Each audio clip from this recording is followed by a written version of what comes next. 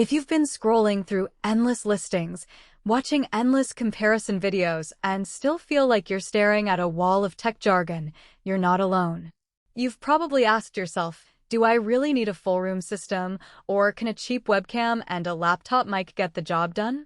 The answer isn't always obvious, especially when the stakes are a weekly client presentation or a quarterly board meeting where every voice needs to be heard clearly. Link is in the description if you want to check the product details on Amazon. In this review, I'm going to walk through what the Logitech Group Bundle actually delivers in a real office, where it shines, and the moments where it might feel like overkill. First off, the Logitech Group isn't a single device. It's a whole package designed for larger conference rooms that can seat anywhere from 8 to 20 people. That means you get a dedicated business-grade speakerphone, a 4-mic array that can be expanded, and a 1080p camera that swivels and tilts to follow the action. The idea is to replace the laptop on a table with a webcam setup that most small teams start with and give you a system that can handle multiple participants speaking at once without the usual echo or one-personally feel. What really matters to anyone who's tried a basic conference call solution is how the audio actually behaves when people are spread out around a table.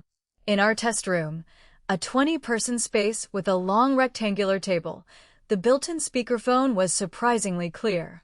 The 4 built-in microphones picked up voices from both ends of the room without anyone having to shout. When we added the optional expansion mics on the far side, the difference was like going from a single hallway speaker to a full PA system. Distant speakers no longer sounded like they were half a room away. For teams that run brainstorming sessions where people are moving around, or for hybrid meetings where a few folks are deal in while others are in room, that coverage makes a huge difference in keeping the conversation fluid. Video quality is another practical point. The 1080p camera on the Group Bundle is not a gimmick. It actually delivers sharp, well-lit images even in a room with fluorescent lighting. The auto-framing feature tracks motion, so if someone stands up to present a slide, the camera follows without you having to manually adjust. In our day-to-day scenario, that saved a few minutes each meeting because the host didn't need to fumble with a remote. The camera also works with any major conferencing app, Zoom, Teams, WebEx, so you're not locked into a single ecosystem. Now, let's talk about setup and everyday usability. Out of the box, you get a single USB cable that plugs into a PC or Mac, and the rest of the system powers itself from that connection.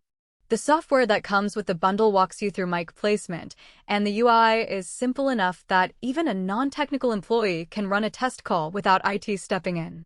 That's a big win for companies that rotate meeting rooms or have a bring-your-own-device policy. However, the hardware does take up a decent amount of space on the conference table, and you'll need to run a power strip or a longer USB cable if your computer sits at the back of the room. In tight spaces, the footprint can feel a little intrusive, and the aesthetic is very corporate. It's not something you'd want in a creative studio that favors minimalist core. The value proposition really hinges on how many people you regularly need to accommodate. For a team that meets in a room of 10 or more, the Group Bundle eliminates the constant, "Can you hear me?" moments that happen with a laptop mic. The price point is higher than a standard webcam plus speakerphone combo, but you're paying for the mic array scalability and the higher quality camera. If you only ever have 2 or 3 participants in a small huddle room, you'll likely be paying for capabilities you'll never use.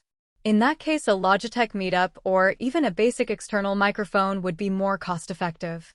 One practical weakness that shows up after a few weeks of use is the mic sensitivity to background noise. The system does a solid job of focusing on voices, but if you have a HVAC system that's louder than usual, you'll notice a faint hum in the audio.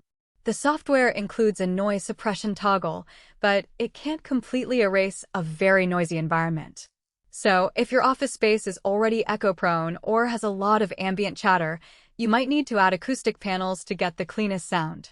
That's not a deal breaker, just an extra consideration. Another point to keep in mind is firmware updates. Logitech pushes updates occasionally, and while most of them are straightforward, they occasionally reset your mic layout settings. If you've taken the time to position the expansion mics just right, you'll need to double-check after each update.